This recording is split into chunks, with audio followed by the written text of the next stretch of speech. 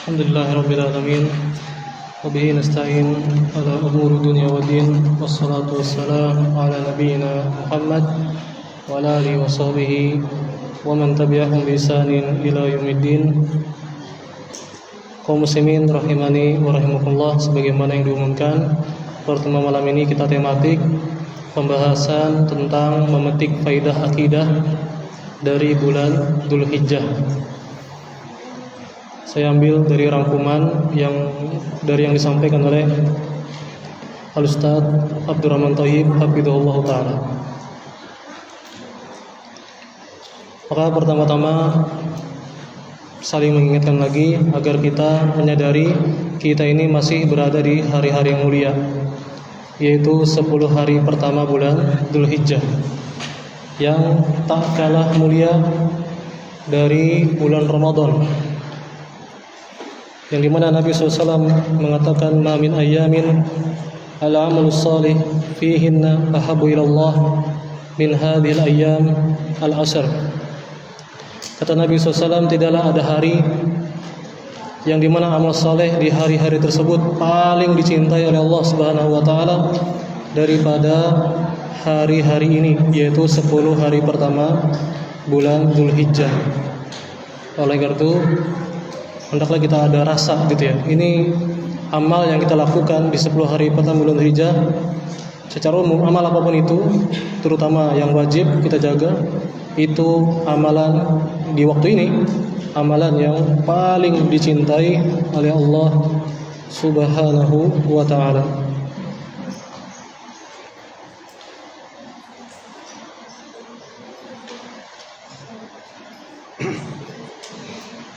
Dan secara umum bulan Dzulhijjah istimewa karena terkumpul ada ibadah-ibadah yang besar yang tidak ada di waktu yang lain, seperti rukun Islam yang kelima, yaitu ibadah haji, seperti kurban, di samping ibadah yang lainnya seperti sholat dan sedekah. Kemudian berkaitan pelajaran akidah yang bisa kita dapatkan dari bulan Dzulhijjah itu terbagi dua. Yang pertama berkaitan yang bukan orang haji, bukan sedang haji, ya, di luar dari jemaah haji, yang pertama. Dan yang kedua berkaitan ibadah ritual jemaah haji.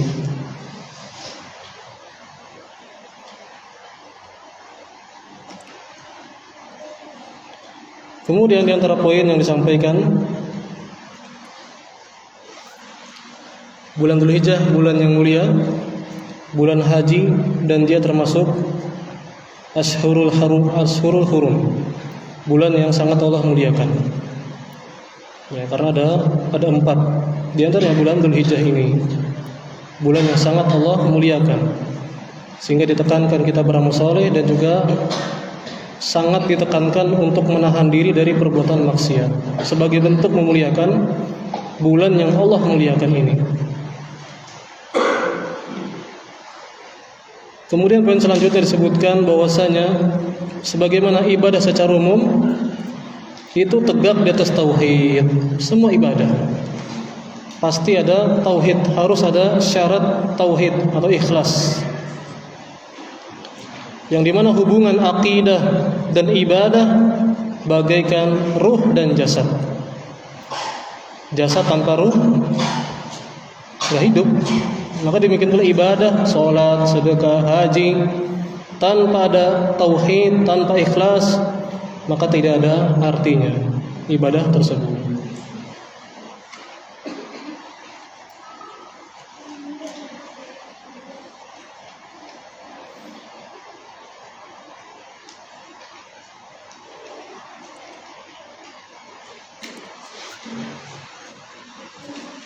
Kemudian disebutkan di antara amalan yang sangat ditekankan di 10 hari pertama bulan Dzulhijjah, yang pertama amal soleh secara umum. Ya.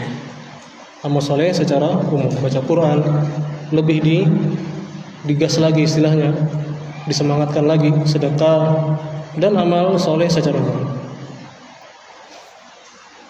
Namun jangan sampai semangat amalan yang sunnah sampai melalaikan yang wajib.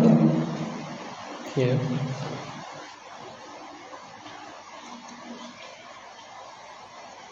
Kata Ibnu Hajar Al-Asqalani rahimahullah, yang artinya barang siapa yang sibuk dengan amalan wajib sampai terlalaikan dari yang sunnah, maka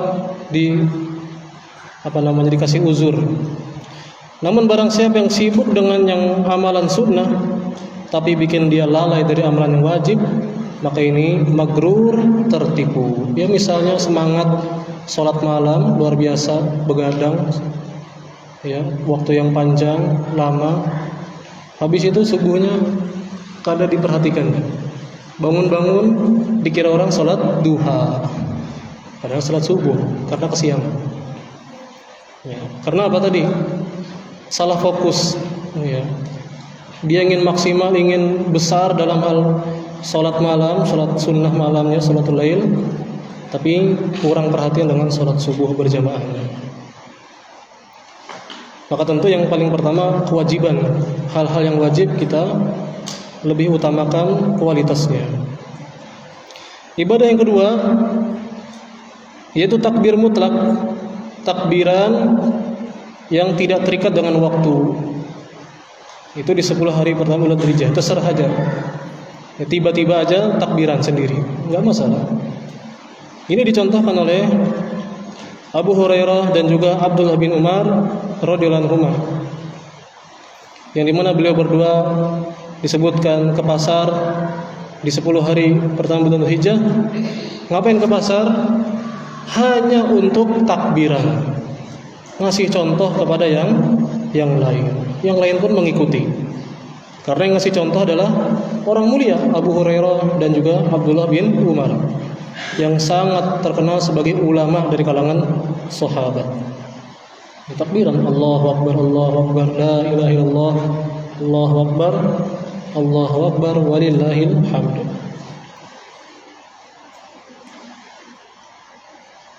Kemudian ibadah yang ketiga. Yang ketiga, keempat dan kelima yaitu puasa Arafah nanti hari Selasa insyaallah tanggal 9 Dzulhijjah, yang dimana kata Nabi SAW keutamanya ya, yukafirus sanatal madhi, ya, dapat menghapuskan dosa setahun yang lalu, dan juga sanatal lati ba'dahu, dan juga setahun yang akan datang, setahun yang sebelumnya dan setahun yang akan datang. Ini luar biasa. Dan ini di antara bentuk kita ingin diampuni dosa-dosa kita. Ini kesempatan yang sangat besar yang harus kita berusaha untuk meraihnya. Dan kita kullu bani adam khata', setiap kita pasti ada dosa. Wa khairu khata'ina tawwabun, dan sebaik-baik orang yang selalu jatuh pada kesalahan adalah yang senantiasa bertobat. Dan di antara bentuk usaha kita tadi puasa Arafah. Kemudian yang keempat adalah menyembelih hewan kurban, dan yang kelima adalah salat Idul Adha.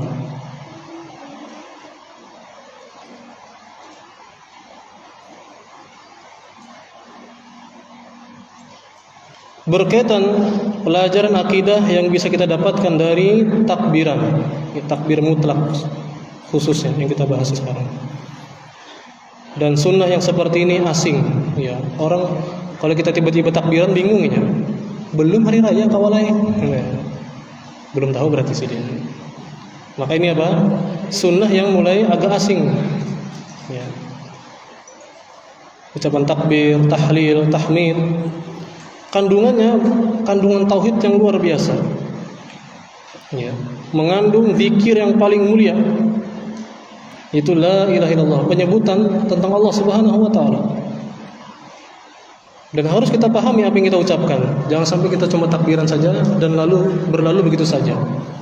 Kata Ibnu Qayyim rahimahullah, afdaludz dzikri wa anfa'uh ma wata'a fihi al-qalbu al-lisan. Wa kana min al-adhkari nabawiyyah wa sahida qailuhu ma'aniyahu wa maqasidahu. zikir yang paling utama dan zikir yang paling bermanfaat adalah yang zikir di lisan dan connect di hati, dipahami di hati, dapat direnungi di hati. Yang tentu zikir-zikir tersebut bersumber dari ajaran Nabi SAW. Maka inilah afdalul dzikri wa anfa'u. Zikir yang paling utama dan yang paling bermanfaat adalah yang kita pahami, apa yang kita ucapkan, sehingga mengena di hati.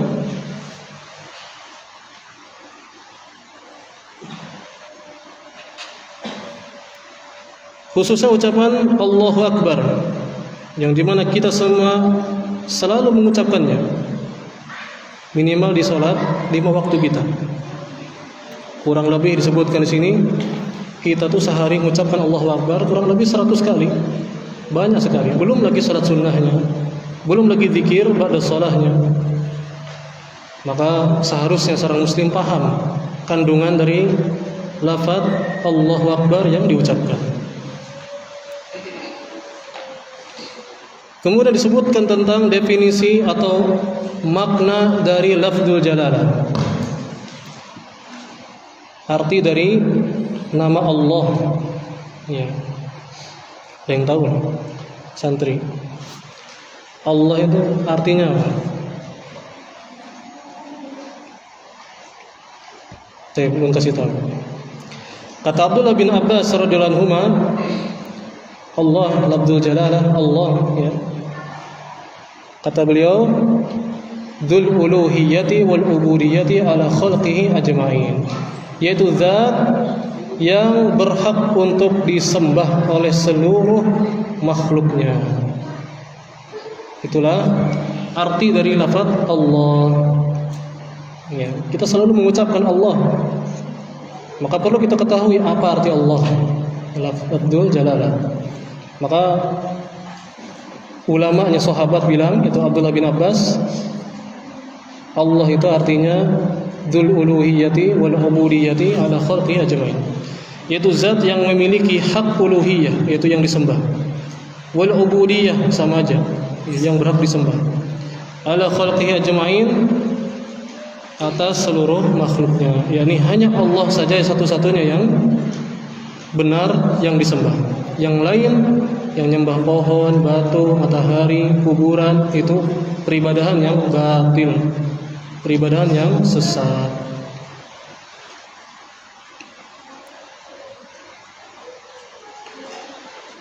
Kemudian tentang Allahu Akbar. Ketika seorang bertakbir mengucapkan Allahu Akbar, maka hendaknya yang muncul membuat dia memandang bahwa segala sesuatu di dunia ini kecil dan Allah lah yang maha besar. Jadi ada pengaruh di hati membuat seorang bergantung hanya kepada Allah yang maha besar. Tawakalnya, rasa harapnya, rasa takutnya yang paling besar kepada Allah Subhanahu wa ta'ala.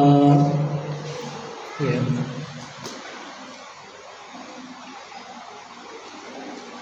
Kemudian kalimat la ilaha illallah, ya. Dan ini juga ucapan atau lafaz yang wajib kita pahami maknanya, rukunnya, syarat-syaratnya. Demikian pula pembatal-pembatal. Allah Subhanahu wa taala berfirman di surah Muhammad ayat 19, fa'lam annahu la ilaha illallah. Ketahuilah, pelajarilah bahwa tidak ada yang berhak disembah kecuali Allah Subhanahu wa taala. Kata Syekh As-Sa'di rahimahullah, ini menunjukkan wajib bagi setiap muslim belajar tauhid, memahami kalimat la ilaha illallah. Maka arti atau makna yang benar dari kalimat la ilaha illallah sebagaimana disebut oleh para ulama, yaitu la ma'budu bihaqqin illallah. Tidak ada yang berhak disembah kecuali Allah saja. Jadi yang disembah banyak, tapi semua salah kecuali cuma satu saja yang benar, yaitu Allah Subhanahu wa taala. Ulama menyebutkan seperti Syaikh Al-Fauzan hafizahullah dalam kitabnya Tafsir Kalimat Tauhid, terkadang orang salah mengartikan atau kurang tepat dengan mengatakan misal la ma'budu illallah, tidak ada Tuhan kecuali Allah, sebagaimana yang mungkin sering kita dengar atau baca juga, tidak ada Tuhan selain Allah. Ini kurang tepat karena agak-agak pinggir jurang istilahnya, karena bisa-bisa dipahami, disalahpahami dengan wihdatul wujud, yaitu apa? Menganggap semua yang disembah itu Allah. Jadi matahari, bulan, patung, kuburan itu Allah semua. Tidak ada Tuhan kecuali itu Allah. Nah, ini yang salah gitu ya. Khawatirnya dipahami seperti itu, makanya dihindari. Ya, tidak ada Tuhan selain Allah. Yang benar, tidak ada Tuhan yang berhak disembah kecuali Allah saja. Karena Tuhan-Tuhan itu banyak sekali yang disembah oleh manusia. Tapi yang benar cuma satu saja, yaitu Allah Subhanahu wa taala. Demikian pula ada yang menafsirkan dengan la khaliqa illallah. Tafsiran salah ya. Arti yang salah dari kalimat tauhid yaitu katanya tidak ada pencipta kecuali Allah. Maka ini kurang tepat, meskipun benar tapi kurang tepat untuk menjadi makna utama kalimat la ilaha illallah. Ya. Karena penciptaan itu kandungan masih belum inti dari kalimat la ilaha illallah. Dan di antara alasannya juga kaum musyrikin jahiliyah sudah paham. Ya. Kaum musyrikin di zaman Nabi kita Muhammad SAW, orang-orang kafir di zaman Nabi kita Muhammad SAW ketika beliau berdakwah, mereka sudah paham bahwa tidak ada pencipta kecuali Allah saja. Kalaulah arti la ilaha illallah itu tidak ada Tuhan selain Allah, maka orang-orang musyrikin tidak ada yang mengingkari, berdiam aja buahnya. Misal kalau Nabi SAW ketika awal-awal dakwah, Nabi ke pasar, yang kisahnya itu dibuntuti oleh pamannya di belakang, ya, yang memusuhinya, Abu Lahab. Ya. Qulu la ilaha illallah tuflihu. Wahai kalian semua, ucapkanlah la ilaha illallah, maka kalian akan sukses, akan beruntung dunia akhirat. Kalau artinya la ilaha illallah itu tidak ada pencipta selain Allah, maka orang-orang berdiam aja. Hanya tahu kayak kamu. Tahu ya kami dari bahari bahwasanya tidak ada pencipta selain Allah. Tapi mereka apa? Malah kaget. Aja'al al-alihata ilaha wahidah. Mereka malah ini Muhammad nih nyuruh kita nyembah satu aja nih, yang berhala yang kita sembah selama ini ditinggal gitu. Nah, itulah berarti ya makna dari kalimat la ilaha illallah yang didakwahkan oleh Nabi SAW adalah mengajak umat menyembah Allah saja dan meninggalkan sesembahan-sesembahan yang lain. Ya.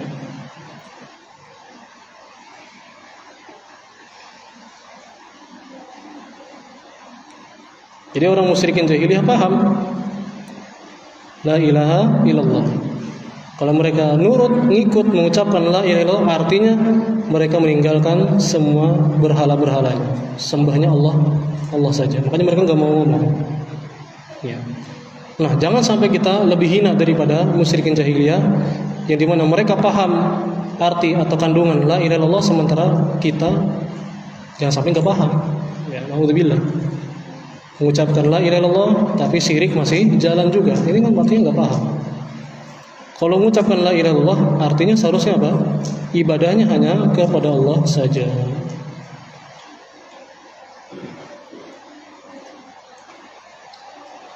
Dan inilah inti dakwah seluruh nabi, seluruh rasul, yaitu mengajak umat untuk kembali kepada peribadahan hanya kepada Allah semata. Di antaranya di surah Al-Anbiya ayat 25. Ya, di surah Al-Anbiya ayat 25. Wa ma arsalna min qablika min rasulin illa nuhi ilaihi annahu la ilaha illa ana fa'budun.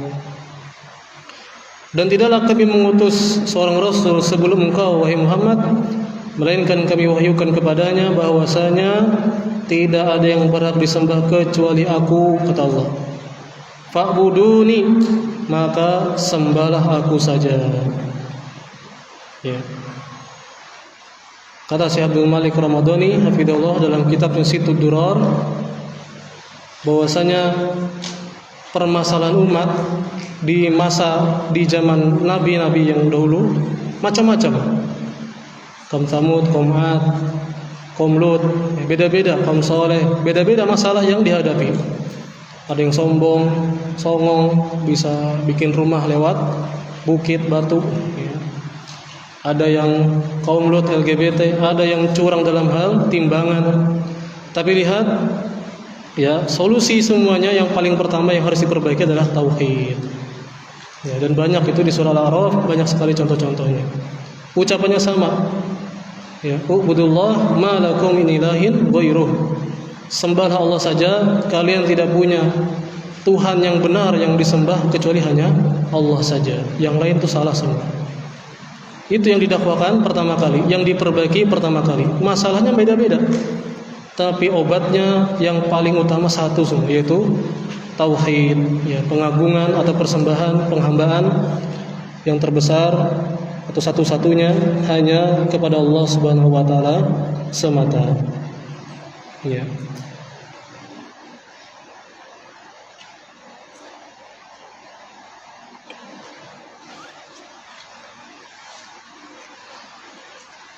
Selanjutnya,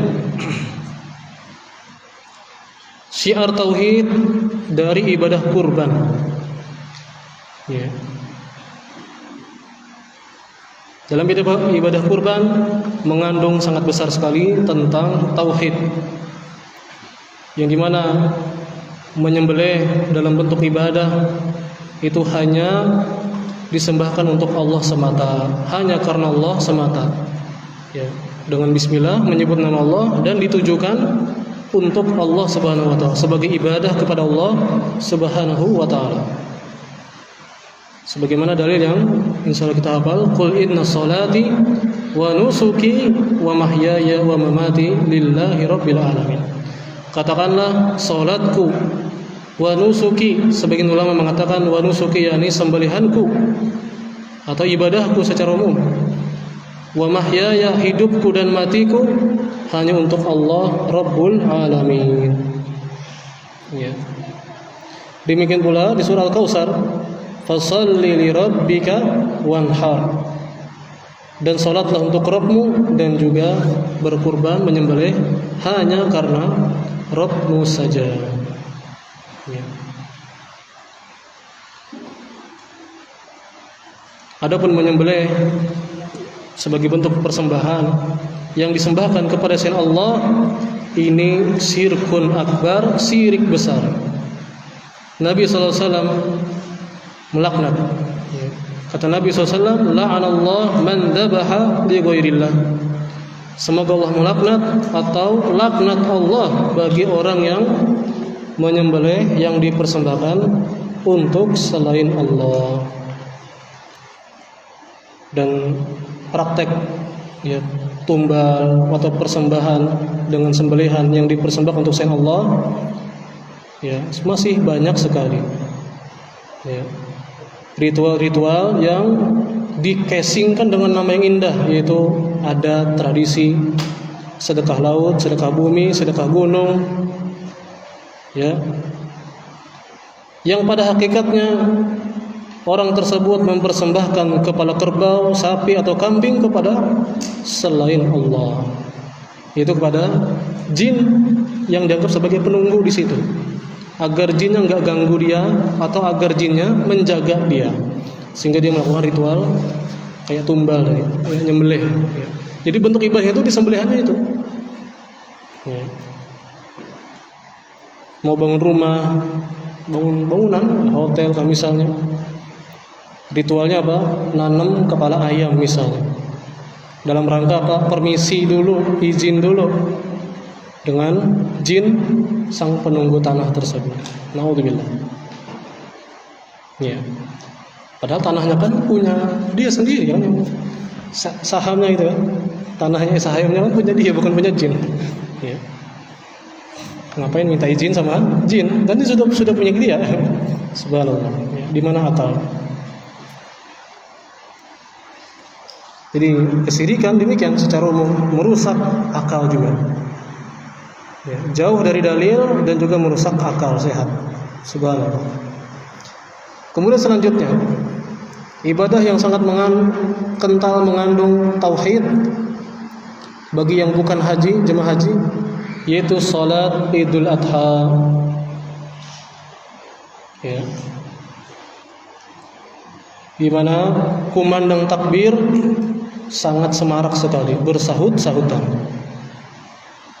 Maka demikian ya, yang semestinya yang disiarkan, yang dihidupkan banget itu tentang tauhid ya. Mengingatkan manusia untuk menyembah Allah semata dan meninggalkan segala macam bentuk kesyirikan. Dan secara umum khotib-khotib secara umum itu luput dari pembahasan ini. Biasanya kisah-kisah Nabi Ibrahim, kisah akhlak beliau, kisah perjuangan beliau secara umum, tapi tidak rinci dengan kisah inti Nabi Ibrahim alaihissalam.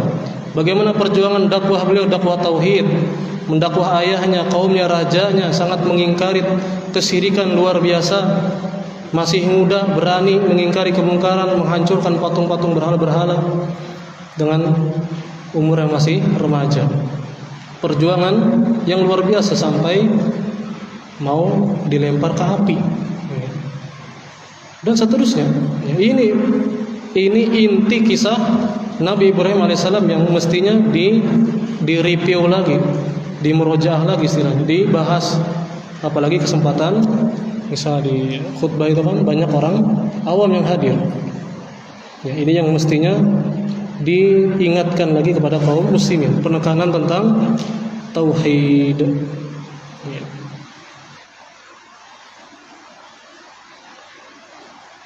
Kemudian kita mendapatkan faedah berupa tentang sifat cinta bagi Allah.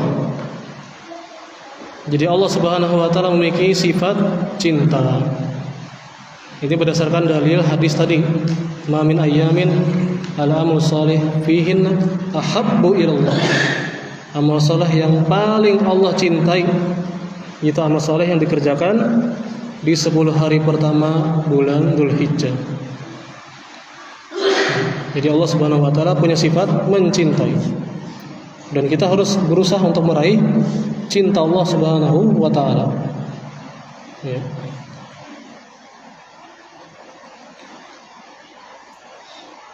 Selanjutnya, di antara pelajaran akidah yang kita dapatkan dari hari-hari seperti ini berkaitan prinsip Ahlus Sunnah wal Jamaah versus Ahlul Bid'ah, yaitu wajibnya beribadah di belakang pemimpin kaum muslimin.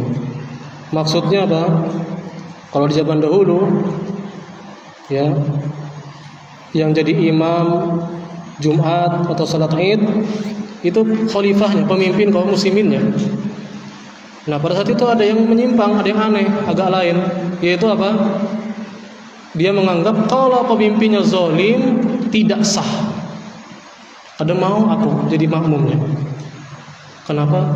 Itu yang jadi imam pemimpin zalimnya, ada sah kafirnya. Subhanallah. Ya, maka dibahas di kitab-kitab akidah pembahasan ini, bahwasanya jadi makmum yang diimami oleh pemimpin kaum muslimin walaupun dia zalim, ibadahnya tetap sah. Ini yang tertera di kitab-kitab akidah. Ya. Kalau keadaan kita sekarang yang kita bisa bahas berkaitan penentuan waktu. Ya, misalnya waktu tanggal 1 Ramadan, 1 Syawal, demikian pula Dzulhijjah. Maka kita mengikuti mereka, dan mereka juga kan pemimpin kita pakai ru'yah, melihat hilal. Ya. Dan demikian dalam Islam, yang mengumumkan, yang berhak memutuskan, mengumumkan secara umum kapan tanggal 1-nya hanya pemimpin kaum muslimin, bukan ormas, bukan ustadz, bukan yayasan. Yang boleh adalah pemimpin kaum muslimin. Kalau di kita sekarang adalah di Indonesia Kementerian Agama, biasanya kan seperti itu. Mereka yang punya wewenang, ya, bukan yang lain. Dalilnya apa? Di zaman Nabi SAW, kalau nggak salah Ibnu Umar mengatakan ra'aitul hilal. Tara an-nasul hilal wa ra'aitu hilal. Di mana? Kata beliau, manusia sudah melihat hilal. Ana pun juga melihat hilal, kata Abdullah bin Umar. Sudah lihat hilal. Apakah habis itu langsung share-sharean, berinfoan, statusan di grup-grup misalnya. Hilal kelihatan besok puasa, besok tanggal 1. Tidak. Ya.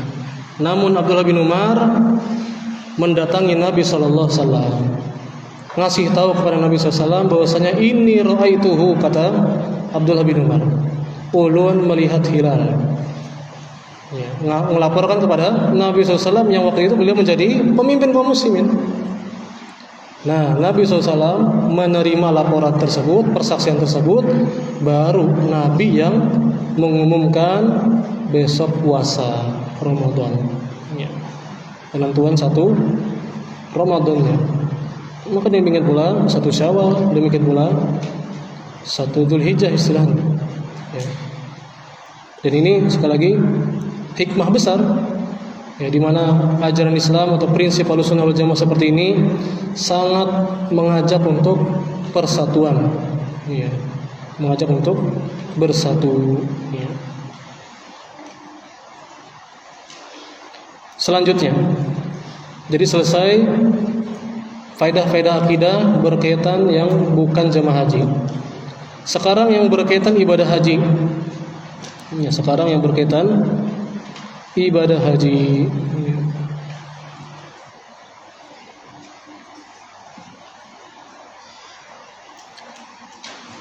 Dan secara umum, sebagaimana ibadah secara umum, ya haji itu harus dengan ilmu. Khudhu anni manasikakum, kata Nabi. Ambillah dariku manasik kalian. Dan juga prinsip yang kita pelajari kalau kita belajar akidah dari yang dasar, biasanya kitabnya Ushul Salasah. Maka di awal-awal lembaran atau halaman awal-awal itu dibahas tentang ucapan Al-Bukhari, bab al-ilmu qabla al-qawli wal amal. Ilmu sebelum berucap dan beramal. Ya, jangan ngikut arus, ya, harus dengan ilmu. Ini kemana orang ngusap-ngusap, ya, nggak jelas gitu. Bawa ini misalnya lagi haji, bawa batu, bawa bulik, jadi jimat, subhanallah. Ngikut arus, ya. Naudzubillah. Maka berusaha kita dalam segala hal secara umum, khusus dalam ibadah, dilandasi dengan ilmu. Al-ilmu qabla al-qawli wal amal. Ya.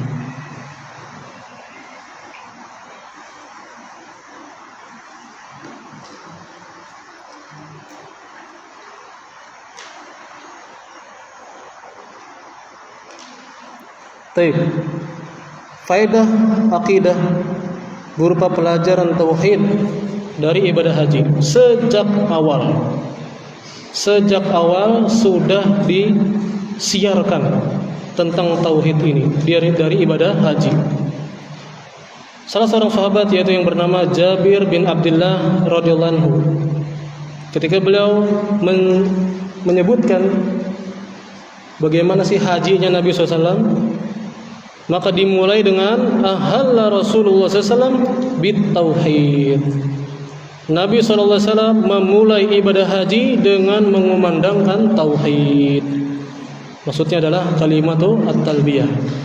Labbaik Allahumma labbaik, labbaik la syarika laka labbaik, innal hamda wan ni'mata laka wal mulk la syarika lak. Yang artinya, ya Allah, aku penuhi panggilanmu. Aku penuhi panggilanmu, tidak ada sekutu bagimu. Aku penuhi panggilanmu, sungguh segala pujian, nikmat, kerajaan hanya milikmu ya Allah, tidak ada sekutu bagimu. Ya. Maka ini kalimat talbiyah luar biasa, sangat mengandung tauhid. Lau kanu ya'lamun, kalaulah seandainya mereka khususnya jemaah haji memahaminya. Kata Syekh Abdul Razak hafizahullah, oleh-oleh terbesar jemaah haji harusnya apa? Menjadi orang yang bertauhid. Karena ibadah haji kental banget dengan pendidikan tauhid. Mulai dari setarnya aja sudah dididik bertauhid ya dengan kalimatut talbiyahnya. Ya. Dari kalimat talbiyah mengandung tauhid rububiyah. Ya. Mengandung tauhid rububiyah yang kalau seorang paham tauhid rububiyah harusnya dia bertauhid uluhiyah. Maksudnya gimana? Tauhid rububiyah itu berkaitan sifat ketuhanan. Sebagaimana di kalimat talbiyah, innal hamda wan ni'mata laka wal mulk. Segala puji, ya, segala puji. Allah itu perbuatannya selalu terbaik. Enggak ada yang buruk. Segala nikmat dari Allah Subhanahu wa taala semata. Ya, wa in ta'uddu ni'matallahi la tusuha. Enggak kehitung. Ya, nikmat yang Allah berikan pada kita. Wa ma bikum min ni'matin fa minallah. Segala nikmat yang kalian dapatkan itu murni dari Allah Subhanahu wa taala semata. Wal mulk, demikian pula kekuasaan yang menguasai semuanya ini adalah Allah semata. Ini tauhid rububiyah, memahami bahwasanya hanya Allah satu-satunya yang memberi rezeki, yang mengatur alam semesta di antaranya.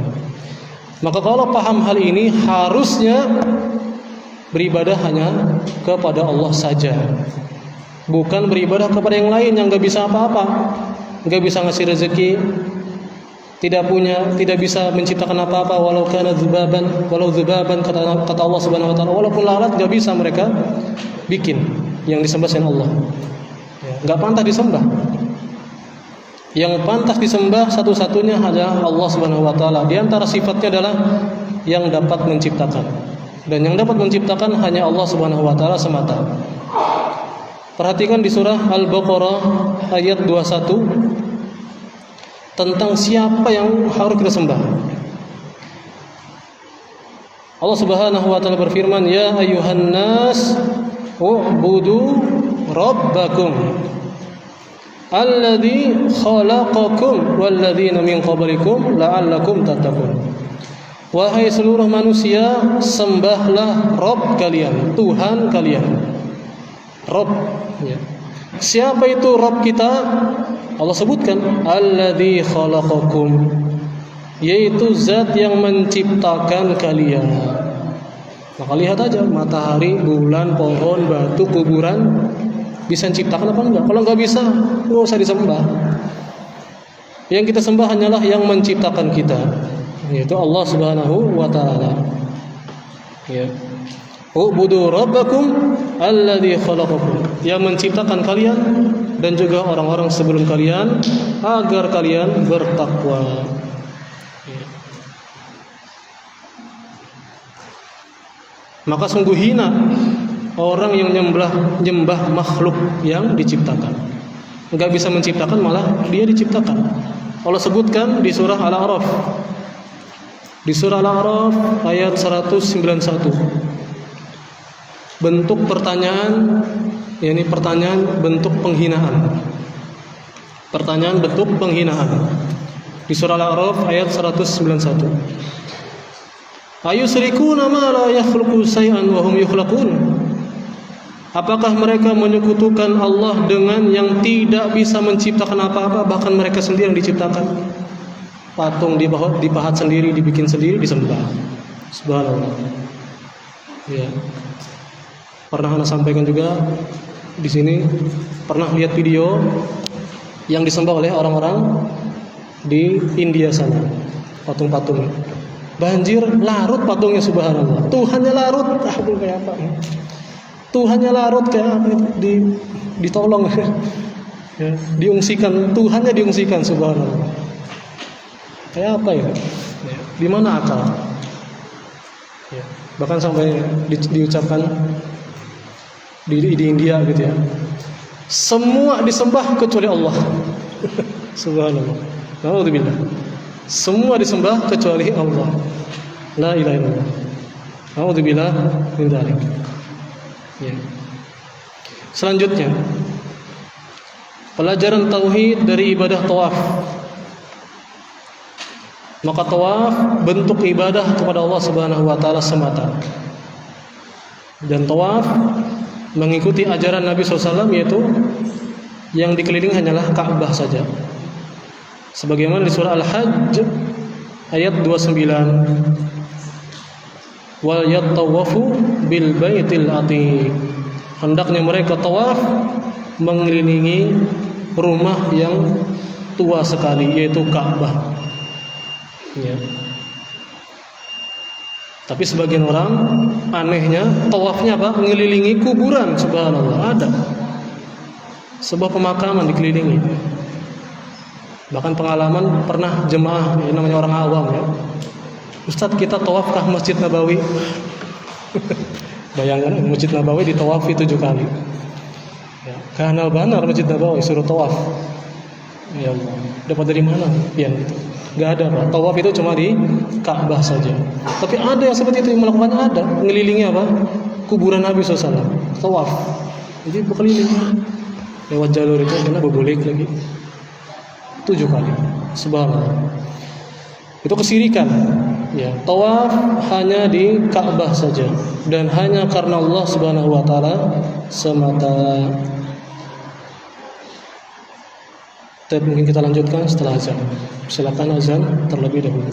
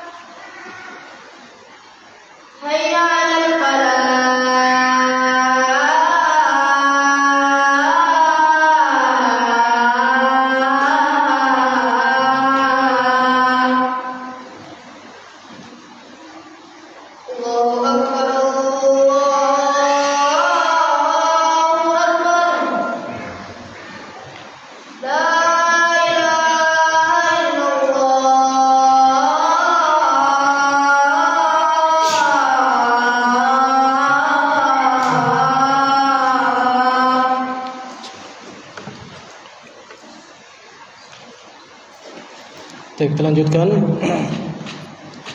pelajaran akidah yang selanjutnya dari mencium Hajar Aswad. Dari ritual mencium Hajar Aswad. Ya, jadi ketika tawaf itu kan biasanya kalau mudah maka ada sunnah yaitu mencium Hajar Aswad ketika lewat, dan ketika mudah nggak boleh memaksakan sehingga gepak sana gepak sini mengganggu yang lain, tidak boleh. Ya. Kalau mudah alhamdulillah. Makanya harus dipahami ketika mencium Hajar Aswad adalah sebagaimana yang diucapkan oleh Umar bin Khattab radhiyallahu anhu. Ucapan yang sangat terkenal. Kata Umar bin Khattab setelah mencium Hajar Aswad, inni la'alamu annaka hajar la tadur wa la tanfa. Sungguh benar-benar bujur-bujur saya ini yakin betul kamu itu wahai Hajar Aswad batu la tadur wa la tanfa, enggak bisa membahayakan, enggak bisa memberi manfaat. Ya. Jadi batu biasa itu. Ya, keistimewaannya dari surga. Ya. Walaula anni ra'aitu Rasulullah SAW yuqabbiluk ma qabbaltuk. Kalau bukan karena ulun melihat Rasulullah SAW mencium engkau wahai Hajar Aswad, kalau bukan karena Rasulullah yang cium, aku nggak akan mau mencium. Tapi karena Rasulullah yang mencontohkan, anak cium. Sebagai bentuk apa? Ittiba, mengikuti Nabi SAW. Jadi ini mencium Hajar Aswad karena apa? Mengikuti Nabi SAW. Bukan karena batunya keramat, bukan karena batunya luar biasa. Kalau cium Hajar Aswad itu harum. Jelas ya, harum, ada parfumnya di situ. Dikasih parfum terus. Coba kalau dikasih parfum, macam-macam orang cium situ. Ada ingat gosok gigi, bebekas baunya, subhanallah. Intinya apa? Ritual mengikuti Nabi SAW sebagai bentuk mengikuti Nabi SAW, bukan karena ya batunya itu ada keistimewaan tersendiri. Ya. Bukan dalam rangka ngalap berkah, cari berkah dengan batu tersebut atau minta kesembuhan lewat batu tersebut, bukan. Cari berkahnya dari sisi apa? Dari sisi ngikut Nabi. Nah itu dia. Cari berkahnya itu dari sisi ngikut yang dicontohkan oleh Nabi SAW, bukan karena batunya, bukan. Ya.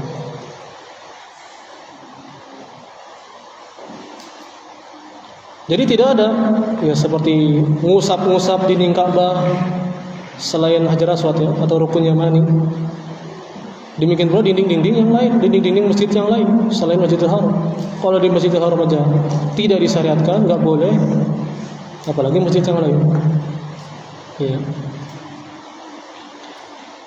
Dan di sini beliau itu Ustadz Abdurrahman Thayyib menceritakan pengalamannya. Pernah beliau 3 tahun menjadi penerjemah resmi di bawah naungan Kementerian Arab Saudi saat masih menjadi mahasiswa di UIM, di Universitas Islam Madinah. Di antara tugas beliau adalah menjaga tempat-tempat bersejarah agar tidak dikeramatkan oleh jemaah haji atau umroh. Ya. Biasanya kata beliau di tempat Nabi, katanya Nabi lahir di situ. Kalau sekarang jadi perpustakaan. Ya, itu malah berkah di situ orang-orang. Nah, di antara tugas beliau mengingatkan, nggak boleh gitu. Menegur, beramar ma'ruf nahi munkar. Ya. Di antara pengalaman beliau juga di bangunan tua dekat pintu Sofa, yang diyakini tadi sebagai tempat kelahiran Nabi SAW, yang sekarang sudah diratakan. Beliau mendapati ada orang tua, bapak-bapak, mungkin sekitar 60-an umurnya. Beliau mengikatkan seutas tali kain ke sebuah paku di dinding. Beliau biarkan beberapa menit, kemudian beliau masukkan kain tersebut ke mulutnya dengan kepercayaan apa? Air yang merembes di kain tersebut berkah dan dapat menyembuhkan sakit giginya. Ya, macam-macam aja gitu. Khurafat. Ketika akal ini tercampur dengan khurafat syirik, naudzubillah. Seperti itu ada aja aneh-aneh kelakuan. Maka beliau ini Ustaz Abdurrahman Thayyib menegur dengan bercanda lah gitu ya, agar mikirlah seperti itu ya. Yaitu apa? Pak, di atas bangunan ini banyak burung dara keliling-keliling, kan nggak boleh diburu, nggak boleh ditangkap gitu ya. Air yang kena itu bisa jadi Pak ya, air dari kotoran burung kayak gitu. Subhanallah ya.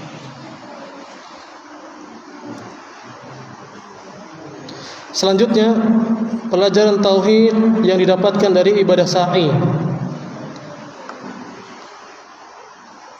Ya, melaksanakan sa'i antara Bukit Safa dan Marwah. Yang dimana setiap kali naik ke Bukit Safa atau ke Marwah ada zikir yang disunahkan atau disyariatkan, yaitu mengucapkan kalimat tauhid, la ilaha illallah wahdah la syarikalah lahul mulku wa lahul hamdu wa huwa ala kulli syai'in qadir. Kalimat tauhid luar biasa. Yang zikir ini dianjurkan dibaca 3 kali setiap di atas bukit, entah Safa atau Marwah. Kalau di total 7 putaran sa'i, berarti jemaah haji umrah mengulangi kalimat tauhid ini 18 kali. Penekanan yang luar biasa. Lau kanu ya'lamun, kalaulah mereka memahami apa yang diucapkan, luar biasa. Paham tauhid. Ya. Kemudian pelajaran tauhid di hari Arafah. Ya. Ketika jemaah haji wukuf di Arafah dari ba'da zuhur sampai tenggelamnya matahari sampai maghrib, ya. Kata Nabi SAW, khairud du'a du'a'u yaumi Arafah. Sebaik-baik doa adalah doa di hari Arafah. Wa khairu ma qultu ana wan nabiyyuna min qabli la ilaha illallah. Kata Nabi SAW lanjutannya, dan ucapan yang terbaik yang aku ucapkan dan juga nabi-nabi sebelumku mengucapkannya adalah la ilaha illallah. Maka ini diantara zikir yang utama yang sangat ditekankan untuk diulang-ulang terus, khususnya oleh jemaah haji ketika wukuf di Arafah. Ya. Maka sekali lagi, masya Allah ya, kalau mereka paham, ya, itu oleh-oleh terbesar tauhid, ya, menjadi orang yang bertauhid. Naudzubillah kalau masih syirik dengan pengorbanan harta, capek luar biasa, nunggunya puluhan tahun sampai sudah tua renta, sampai orang Saudi itu bilang untuk kloter orang Indonesia, Buhan Ikam nih membawa calon mayit kan, sampai segitu ya. Kenapa yang didatangkan tuh calon mayit? Maksudnya apa? Tuh hak seberataan. Ya. Ya ini apa? Sudah menunggunya lama, harta banyak keluar. Naudzubillah kalau pulang dari haji masih berbuat kesyirikan. Ya, kalau berbuat syirik apa? La habita anhum ma kanu ya'malun, kata Allah. Walau asyraku, kalaulah mereka berbuat syirik, maka hangus semua yang telah mereka kerjakan. Subhanallah. Ya, pulang dari haji masih nyembah kuburan, atau tadi pulang bawa jimat, ya, bawa batu dari Mina atau dari Arafah sebagai jimat. Subhanallah. Terakhir, pelajaran akidah yang bisa kita petik dari ibadah haji tentang sifat Allah, yaitu turun di hari Arafah. Ya, jadi Allah Subhanahu wa taala turun ke langit dunia di hari Arafah. Sebagaimana hadis yang lain juga berkaitan Allah turun ke langit dunia, yaitu di sepertiga malam terakhir. Nah, di hari Arafah juga Allah turun ke langit dunia di waktu siang atau sore hari, dalam rangka Allah Subhanahu wa taala membangga-banggakan jemaah haji yang sedang wukuf. Ya, Allah bangga kepada mereka. Dan dalam akidah Ahlussunnah wal Jamaah, ketika kita membaca dalam dalil seperti dalam hadis Nabi SAW, kana yaumu Arafah fa inna Allah azza wa jalla yanzil ila sama'id dunya, bahwasanya di hari Arafah sesungguhnya Allah Subhanahu wa taala turun ke langit dunia. Maka yang harus kita pahami, yang turun benar-benar Allah yang turun. Jangan tertipu dengan sebagian ustadz yang bukan Ahlussunnah, yang mereka bilang yang turun bukan Allah itu, yang turun malaikatnya, yang turun pahala, yang turun rahmat. Udah, ya. Yang benar adalah Allah yang turun. Amirruha kama ja'at, dalam kaidah Ahlussunnah wal Jamaah. Biarkan dalil itu apa adanya, enggak boleh diubah-ubah. Ya, jelas. Fa inna Allah azza wa jalla yanzilu ila samai dunya. Allah turun ke langit dunia. Ya. Fayubahi bihimul malaikata fayaqulu unzuru ila ibadi atuni su'than gubra tuhina min kulli fajjin amik ashidukum anni qad ghafartu lahum. Lanjutan hadisnya, bahwasanya Allah membanggakan mereka. Allah bangga-banggakan mereka para yang wukuf di Arafah di hadapan para malaikat dan berkata, lihatlah kepada hamba-hambaku, mereka datang kepadaku dalam keadaan rambut kusut, berdebu, kepanasan diterik matahari, datang dari segala penjuru dunia yang jauh. Ashidukum, aku berikan persaksian kepada kalian, anni qad ghafartu lahum, bahwasanya aku telah mengampuni mereka. Ya, semoga Allah Subhanahu wa taala mudahkan bagi para jemaah haji sekarang ya dalam ibadah hajinya. Semoga Allah jadikan mereka haji yang mabrur, dan semoga Allah jadikan mereka pulang dalam keadaan paham akan tauhid dan dijauhkan dari segala macam bentuk kesyirikan. Demikian kaum muslimin rahimani wa rahimallah, semoga ini menjadi ilmu yang bermanfaat dan sebagai penekanan sekali lagi tentang tauhid, agar kita pegang teguh tentang tauhid ini. Dan semoga Allah Subhanahu wa taala selalu beri kita ilmu yang bermanfaat, dan semoga Allah selalu mudahkan kita untuk dapat beramal saleh khususnya di hari-hari ini. Dan semoga Allah Subhanahu wa taala istiqomahkan kita sampai diwafatkan oleh Allah Subhanahu wa taala. Dan semoga Allah Subhanahu wa taala mudahkan segala urusan kita dunia dan akhirat. Dan juga semoga Allah Subhanahu wa taala mengampuni dosa-dosa kita dan menerima segala amal ibadah kita. Dan semoga Allah Subhanahu wa taala kumpulkan kita semuanya bersama Nabi kita Muhammad SAW di surganya kelak. Subhanakallah bihamdika asyhadu an la ilaha illa anta astaghfiruka wa atubu ilaik. Wassallallahu ala nabiyina Muhammad wa ala alihi wasallam.